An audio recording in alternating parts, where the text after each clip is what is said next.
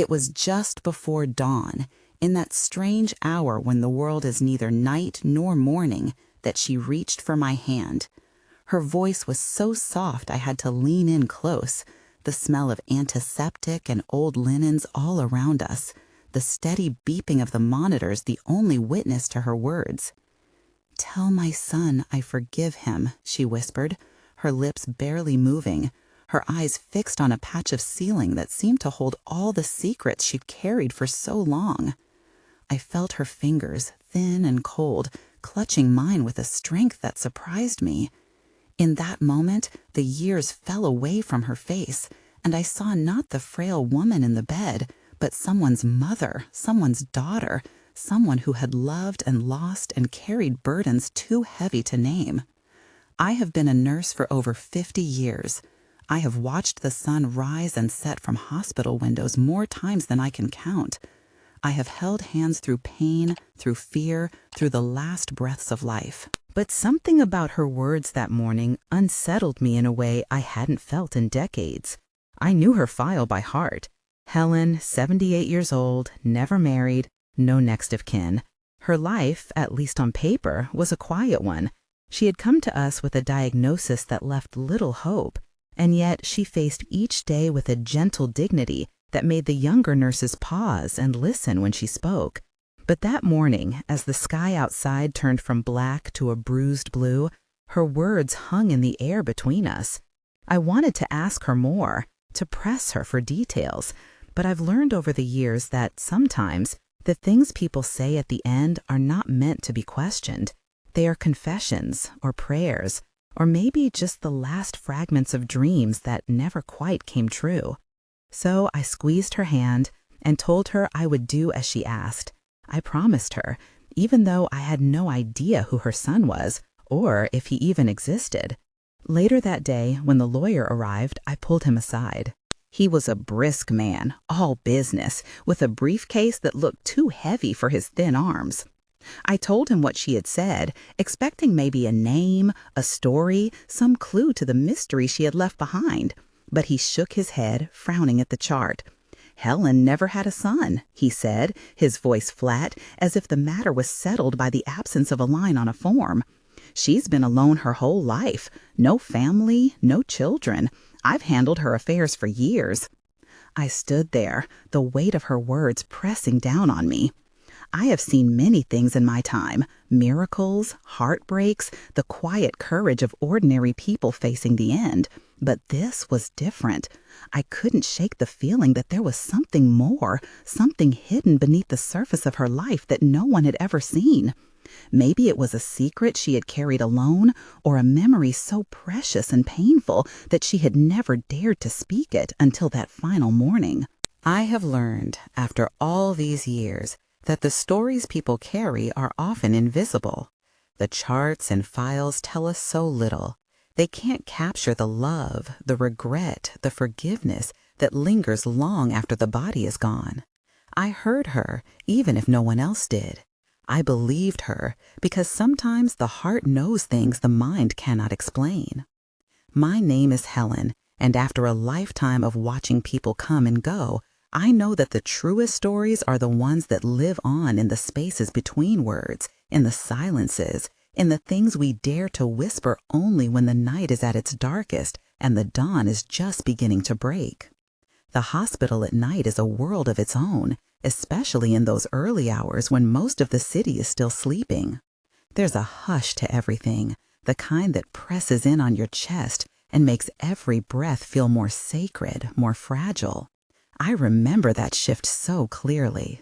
The corridors were dim, with the kind of gentle golden light that makes even the coldest tile floors feel almost warm. I had just poured myself a cup of weak coffee, the kind that's more habit than comfort, when I heard a soft cough from down the hall. It was Helen's room, the one at the end with the window that looks out over the parking lot. She always liked to watch the headlights come and go, she once told me, because it reminded her that life was still happening outside these walls, even when she felt trapped in her body. That night, I was tired, not just in my bones, but in my heart. Decades of long shifts, of watching people come and go, had worn me down in ways I didn't always admit. But something about Helen made me want to show up a little more, to offer a little extra kindness. She'd been with us over a month by then, slipping slowly but surely away. Some patients are angry, others are scared, but Helen was different. She was gentle, almost serene. She greeted every nurse by name, even the new girls who always forgot to introduce themselves. And she always thanked us, even for the smallest things: a glass of water, a fluff of her pillow, a touch on her shoulder. Sometimes, when the ward was quiet and the moonlight was just right, I'd find her humming to herself, eyes closed, as if reliving a memory from another life. That night, the other nurses were busy with a crisis in the next ward. An older gentleman named George had taken a turn for the worse, and everyone was rushing in and out, voices tense but controlled. I stayed with Helen. Maybe I sensed she needed me, or maybe it was just the way her eyes followed me as I passed her door. I sat with her, telling her stories about my own grandchildren, the mischief they get up to, the little ways they remind me that life is still beautiful, no matter how hard it gets. She listened, smiled, and sometimes shared her own stories, though always in fragments, little pieces that never quite fit together. There was a sadness beneath her calm, a longing I recognized from so many other faces over the years. In the quiet, I could hear the hum of the machines, the distant echo of footsteps, and Helen's slow, careful breathing. She reached for my hand once or twice, holding on just long enough to let me know she was still here, still present. I thought of all the patients I'd cared for, all the lives I'd touched and been touched by. Some I remembered by name, others only by the way they smiled or the way they said goodbye. But Helen, I knew, would stay with me. There was something unfinished in her, something she needed to say. I just didn't know what it was yet. That shift, I moved between rooms, checked on meds, adjusted IVs, but I always found my way back to Helen. The other nurses teased me for it, said I had a soft spot for the quiet ones. Maybe I do. Maybe it's because I know what it's like to carry things inside you that no one else sees. As the hours passed, the ward grew quieter, the crises faded, and the world outside began to brighten, just a little. I sat with Helen as the faintest light touched the window, and I realized how precious these moments are. The world is full of noise, but sometimes the most important things happen in the silence. That morning, before Helen spoke those words, I felt something shift inside me, a reminder that even after all these years, I still have more to learn, more to give, and more to understand about the people who come into my care. I remember thinking, as I watched her drift in and out of sleep, how many stories must have passed through these walls, how many secrets and confessions and silent hopes. It's easy to forget, when you're caught up in the routine of medication rounds and chart updates, that every patient is a world unto themselves. Helen was no different, and yet, in her quiet way, she reminded me that even the smallest gestures, a gentle word, a patient ear, can mean everything to someone who feels alone. I felt a strange kinship with her that night, as if we were two souls keeping watch together, waiting for dawn. And as the first rays of sunlight crept across her blanket, I promised myself I would be there for her, whatever she needed, until her story found its ending. There's something I've come to understand after so many years in these halls. The quietest patients often have the loudest hearts. Helen was like that. In the gentle rhythm of her days, she kept to her own world, never demanding, never complaining, and yet I could sense a deep ache beneath her calm exterior. That morning, the light coming through her window was soft, almost forgiving, and it made the white of her sheets glow with a kind of innocence. The hospital was waking up slowly, nurses exchanging tired smiles, the smell of burnt toast drifting from the cafeteria, a janitor humming a gospel tune as he mopped the far end of the hall. I remember checking Helen's vitals, her pulse weak but steady, her breathing shallow but determined. She looked at me with eyes that seemed to hold both gratitude and apology, as if she was sorry for needing help, sorry for being a burden, even after I'd assured her countless times it was never too much. I sat with her a little longer than usual. I told her about my own aches and joys, about my daughter Michelle, who called every Sunday, about my late husband's stubbornness and the way he used to make me laugh even on the worst days. Helen listened, her thin hand resting on her blanket, her gaze drifting past me to the world outside. Sometimes she would glance at the faded photograph on her bedside table, a picture of a young woman standing by a river, smiling into the sun. She never spoke of the girl, but I often wondered if it was her or someone she'd loved and lost. I have learned to respect the silence, to let it fill the room without pushing it away. The truth is, not every story wants to be told outright. Some need to be felt, shared in quiet companionship. As the morning wore on, more patience awoke. I checked on George, who was resting after his difficult night, and said a few words to Martha, who liked to complain about the hospital food, but always saved her pudding for whomever needed a smile. It's the little things that bind us together in these places, the small acts of kindness and humor that make suffering bearable. Helen always noticed these moments, even if she rarely joined in. One time, she beckoned me close just to whisper, "You're a good soul," and patted my hand with a tired smile. I carried those words in my pocket for the rest of the shift, letting them warm me when the work felt too heavy. Later, I found myself thinking about her request, those words she would soon speak, the forgiveness she wished for her son. At the time, I didn't know what she meant, but I could feel the weight of it pressing in. I wondered if every room in this hospital held some secret longing, some message meant for someone who might never hear it. I thought about all the mothers who had come through these doors, all the sons and daughters who had drifted apart, and maybe, just maybe, found a way to come back together at the end. My heart ached for Helen, for whatever story she had lived and whatever regret she carried on her shoulders. It's funny how, even after a lifetime of caring for others, I can still be surprised by the depth of someone's need for connection. I looked at Helen and wished I could give her more than medicine or comfort. I wished I could give her peace.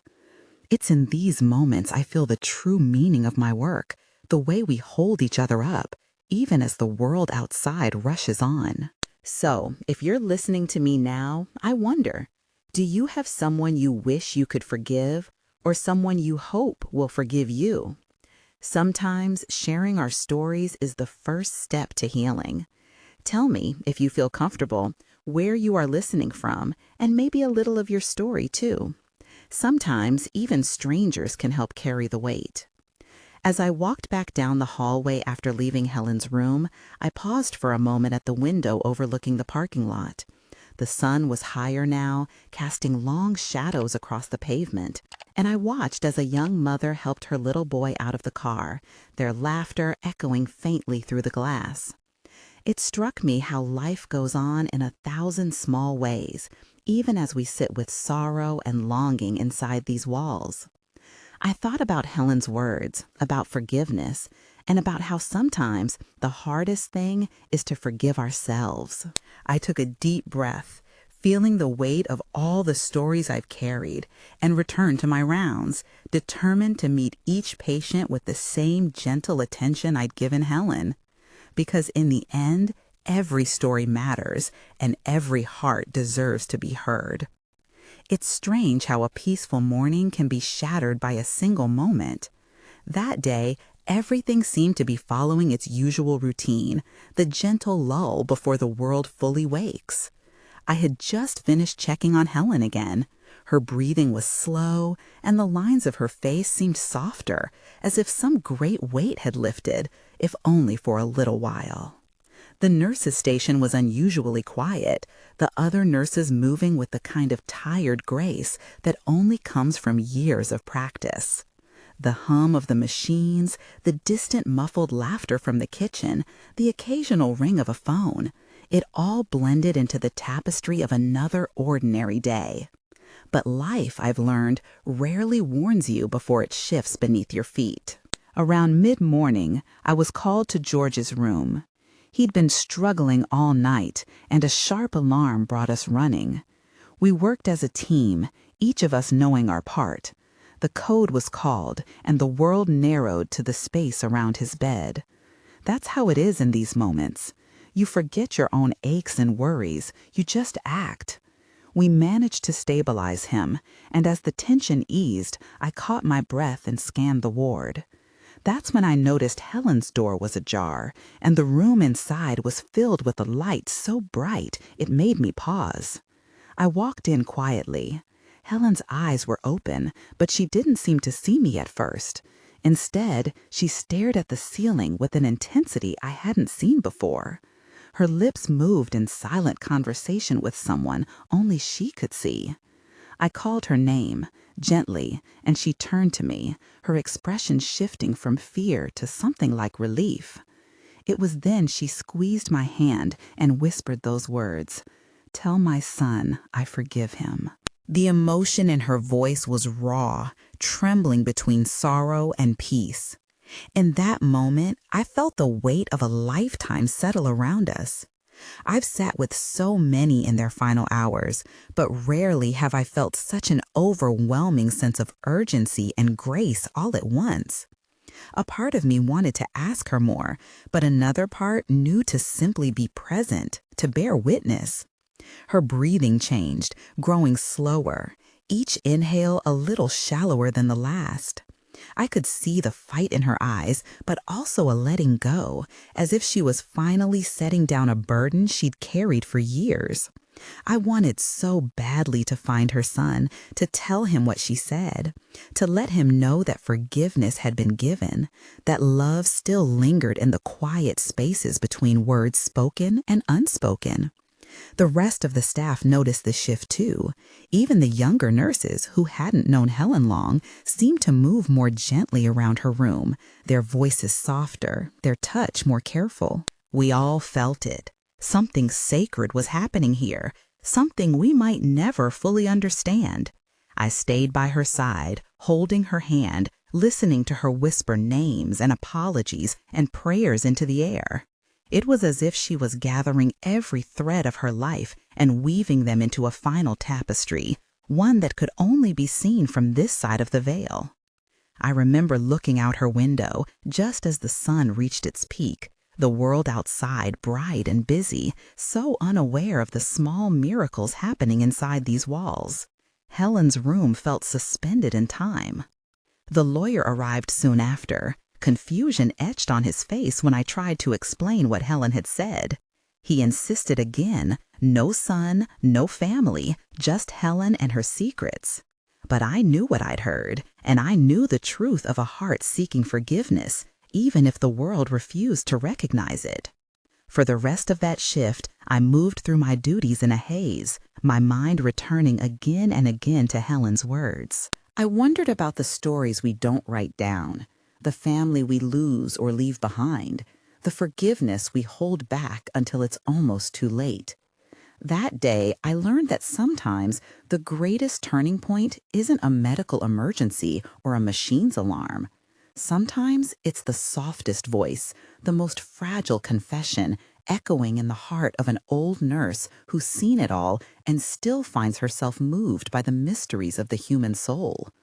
Before I left for the evening, I took a moment to sit by Helen's side once more, brushing a stray hair from her forehead and whispering that I would remember her words. I promised her, quietly, that I would carry her message, even if I never found the one it was meant for.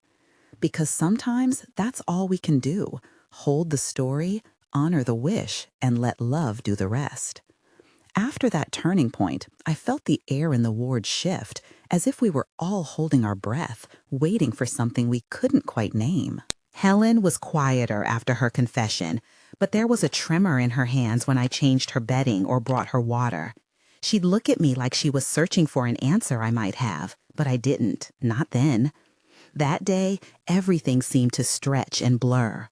When I moved between rooms, my mind kept drifting back to Helen, to her words, to the mystery that lingered between her and a son no one else could confirm. The chart said she had no children. The lawyer was certain, but my heart told me there was more to the story. I've seen charts lie, and I've watched people rewrite their own histories out of shame, fear, or heartbreak.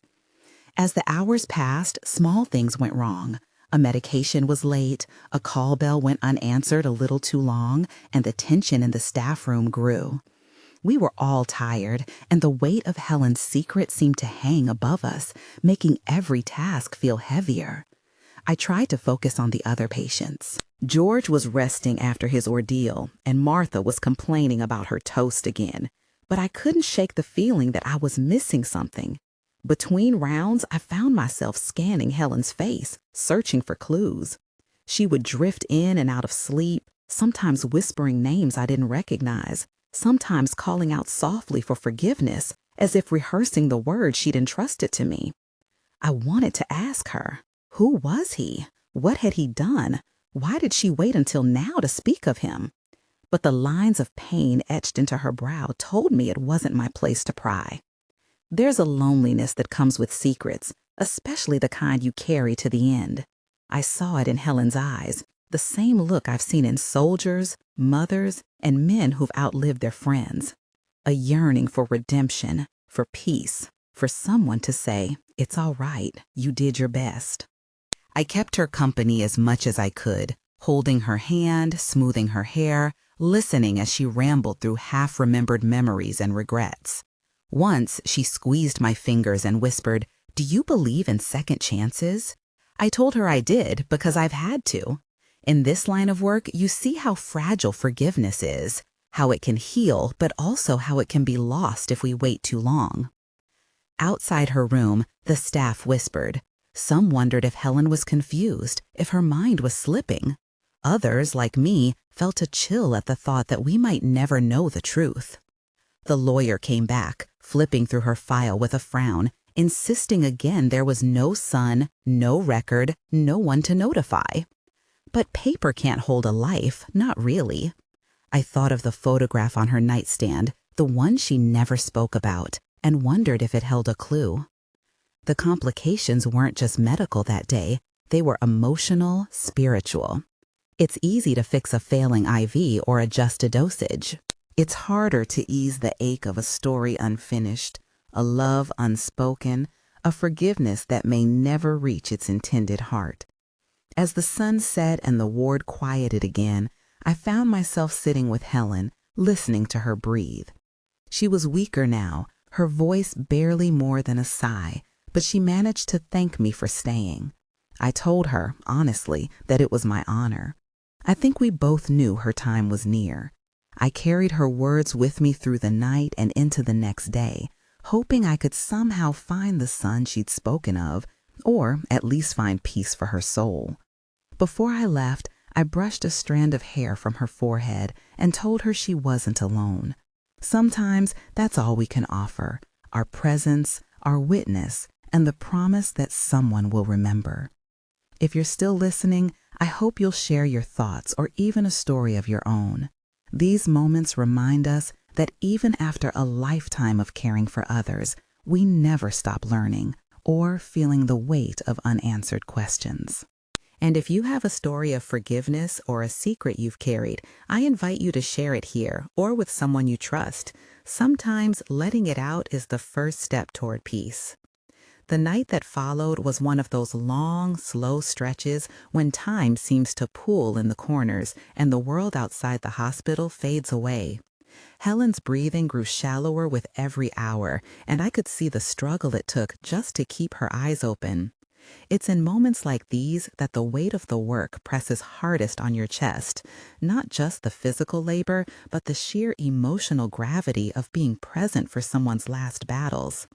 I sat by her bedside, holding her fragile hand, trying to offer comfort, but feeling how little power I truly had against the tides of time and memory. I tried to make her comfortable, adjusting the blankets, smoothing her hair, reading the labels on her medicine bottles for the 100th time. All the while, she drifted in and out of sleep, her lips moving to words I couldn't quite catch.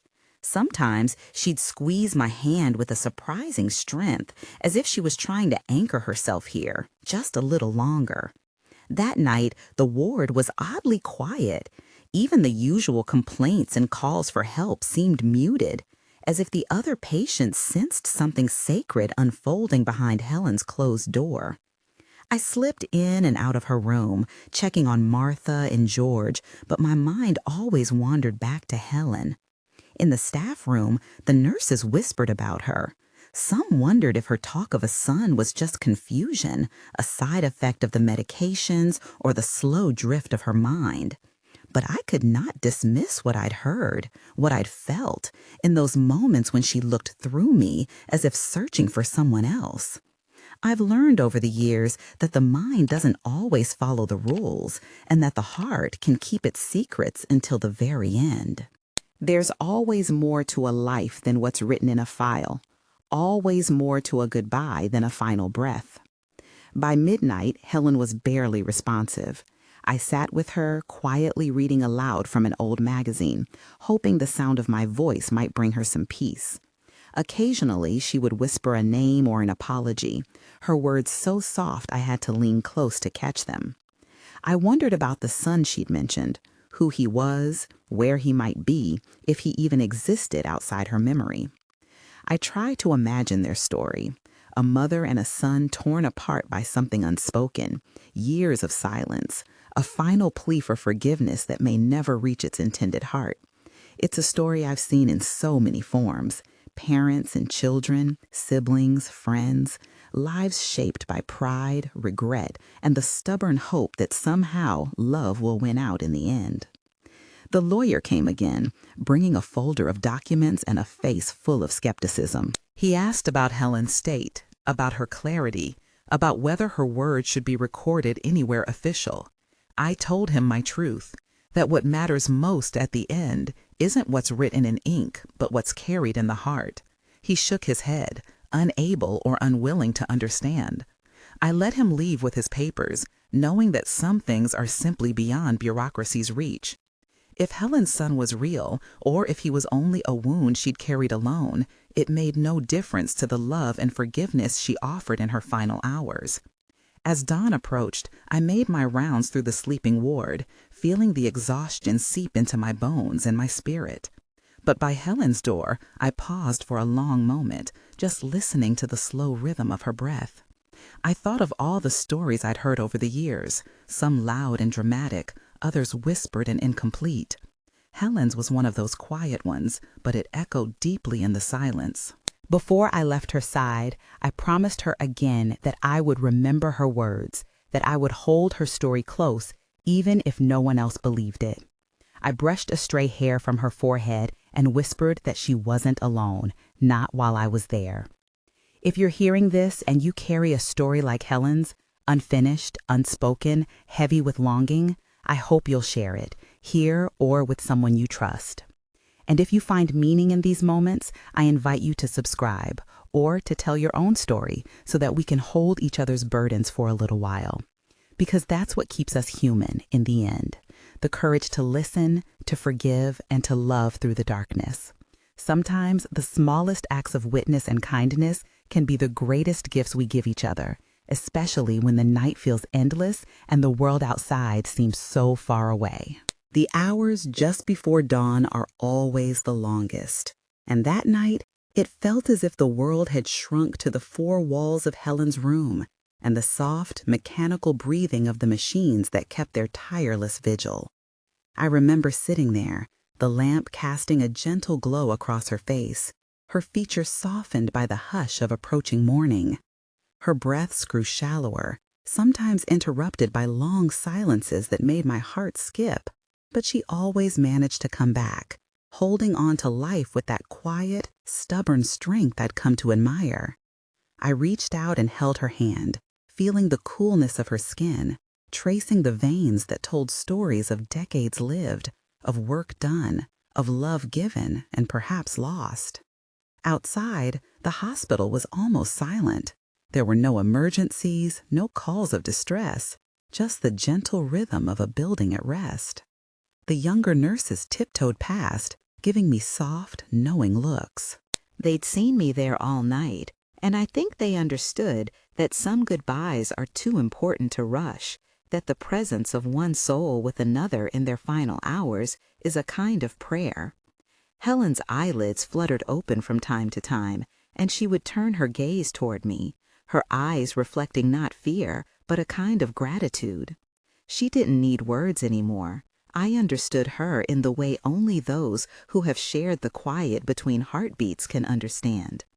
There was a moment just before the sky began to lighten when Helen's breathing stilled, and for a time I thought she was gone. I whispered her name, brushed her hair back from her forehead, and told her she wasn't alone, that I was there as I had promised. After a while, she opened her eyes one last time and gave me a faint, peaceful smile. I think she saw something then, something beyond my understanding, maybe someone she'd been waiting for. She squeezed my hand, and I felt the last of her strength pass through her fingers. I sat with her for a long time after, letting the silent tears fall, feeling both the ache of her absence and the relief that her suffering was over. When the sun finally rose, its first golden rays spilled into the room, painting the walls with hope.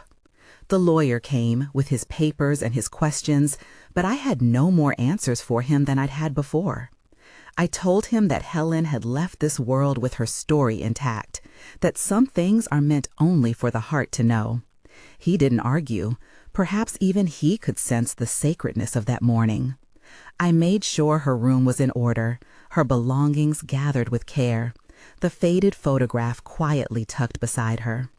I left a note for the staff to treat her memory gently, because even after a person is gone, the echoes of their life linger in the rooms they leave behind. As I walked down the corridor, past the windows now bright with morning light, I felt a strange sense of peace. The questions about Helen's son, about the life she'd lived and the forgiveness she'd spoken, still pressed against my mind, but I realized some mysteries are not ours to solve. My role was not to untangle every thread, but to witness, to hold her story with tenderness, and to share it so others might find comfort or courage in its telling. In that calm after the longest night, I thought of all the people I'd cared for, all the stories that had passed through my hands, and I felt the quiet satisfaction that comes from simply being present, truly present, when it matters most. Before I left the hospital that morning, I stood for a while at the window at the end of the hall, watching the world outside come alive. Cars pulled in, nurses arrived for the new shift, and the city began its day. I thought of Helen's words, her forgiveness, and the mystery of her son. Maybe I would never know the full truth, but I knew the power of what she had shared. I carried her story with me, tucked close to my heart, and I hoped that in some way her message would find its way to where it was needed most. That's the quiet grace of this work. Sometimes we are simply the keepers of stories, the gentle witnesses to the last chapters of a life. And in that, there is a kind of peace that stays with you long after the sun has risen. There are mornings that change you, and the one after Helen passed was such a morning for me. The world outside the hospital carried on as if nothing had happened. Cars honking, people rushing to work, the city waking up with its usual stubborn rhythm. But inside those walls, I moved more slowly. I tidied Helen's room with a reverence I reserve for the rarest moments.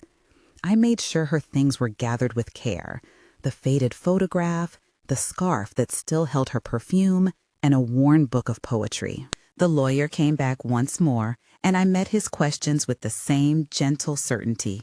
Her story was hers alone, and some truths are known only by the heart. He looked unconvinced, but there was nothing more to say. Helen had left this world quietly, but she left an echo that lingered long after her last breath.